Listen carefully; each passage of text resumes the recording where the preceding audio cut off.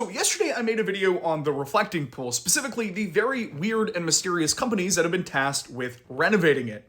In my video, I said, look, we don't have the full picture, and it would be great if some reporters were on this.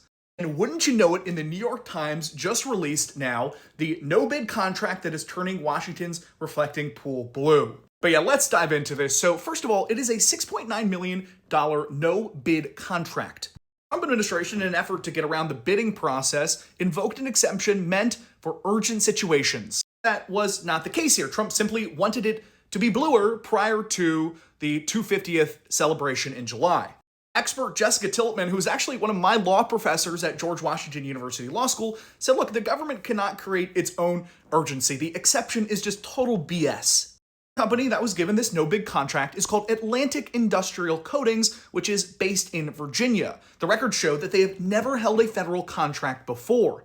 Yesterday in my video, I called out this company that was involved called Mid-America and said they were from Oklahoma. And this photo of the Mid-America truck was featured in the article. It is actually still a mystery how this Oklahoma company is involved here. I'm assuming that this Atlantic company is using them as a subcontractor, but yeah, a lot still to be learned. The question was like, why was this Atlantic Industrial Coatings company chosen? Trump gave us a little hint on April 23rd where he said, quote, I have a guy who's unbelievable at doing swimming pools. He looked at me, he called me up, he said, sir, we can do something on it. Claimed that Atlantic had performed work at his Trump National Golf Club in Virginia. Weirdly, the New York Times could not actually confirm that this company had worked at Trump's golf club.